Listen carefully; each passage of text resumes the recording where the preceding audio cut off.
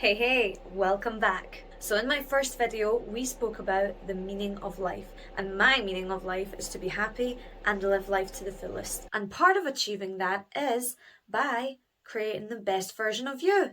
So in this video, we are going to talk about 2 different routes you can take in creating the best version of you. Let's create you. The difference between the two is that one is a quick, short-term creation of yourself, and the other is a deeper, long-term creation of yourself. In the first section, we dive into steps you can take now that have a massive impact on you and talk about quick changes you can make that can lead to long-term habits. When you're creating someone you actually want to be, realistically, you just want to feel like you again and want to be confident and want to feel loved and have self-respect and self-worth and all of those positive qualities. So when I got into my teenage years, I also got into depression. This led me to want to create a better version of me. So this is still a thing that I practice, but not as often as I used to. I mean, this used to be the only thing that I'd done in creating myself. And eventually it did lead me on the right path, but it took a lot of trial and error. So here you are, learning from my trial and error so that you don't need to repeat the same mistakes that I did in creating the best version of you. So you start off with being brutally honest with yourself. Grab yourself a notepad and a pen. You can alternatively do it on a computer, phone, anything digital. Do what you want, make it happen. I prefer to write things down because I feel like it impacts me the best, but if you feel like it works best for you to write it on a computer or on your phone, feel free to do so. Split the page into 2, or if you're on a computer, write 2 different headings and write things I am. Here you write things you really are, and I mean really are. So don't write I am dumb if you get A's in school, or when you don't understand another language fluently when you've only been learning it for 2 months. Instead you write, I am hard on myself. For example, if you want to write I am dumb because you would get into a van that offers you sweeties for free, you would write I am naive instead. This is quite a challenging thing to do, so obviously take it lightly. Like, obviously you need to be honest, but don't be hard on yourself. The first step is to accept and realize everything, and then from there you can work on stuff. You need to remember that there's light in all dark situations that we face. That's why we reach for the light. And now that you understand that, you do exactly the same thing for things you're not. So for example, I am not dumb. I am not street smart. So once you've completed this task, you might feel like you need a break or 2.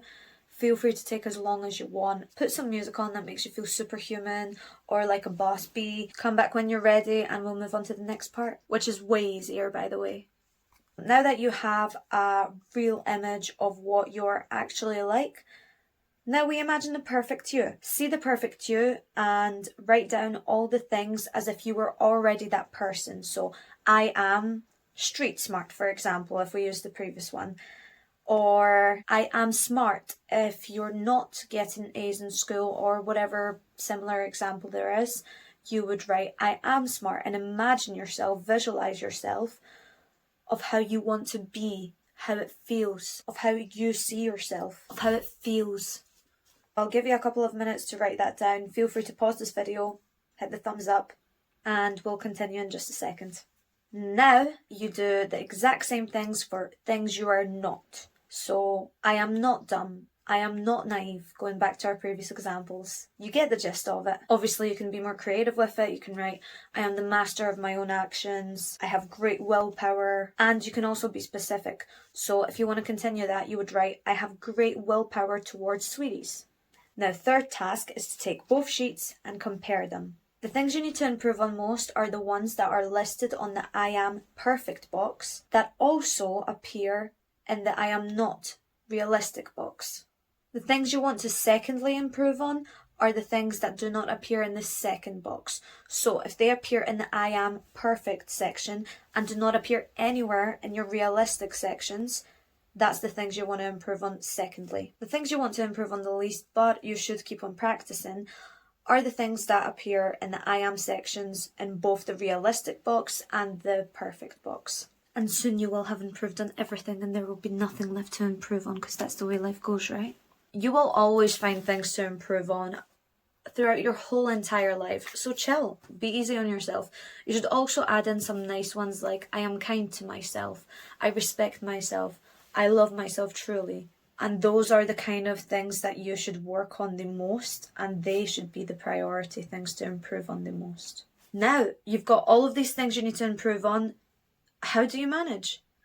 You pick one thing you want to work on every single day, and once you've grasped that, you'll feel it, go on to the next thing, and the next thing, and the next thing. If you think that is too easy, take it at your own pace. Work on 2 things a day, 3 things a day, 4 things a day.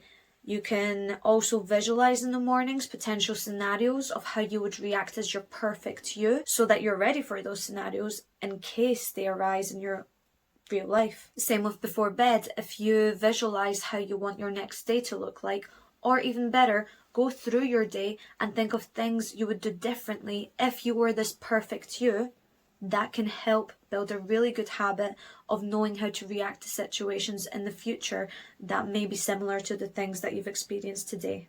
A really good tip of speeding up the process of this habit making is to surround yourself by people who have this trait that you are looking to work on. For example, if you want to be more funny, surround yourself by funny people.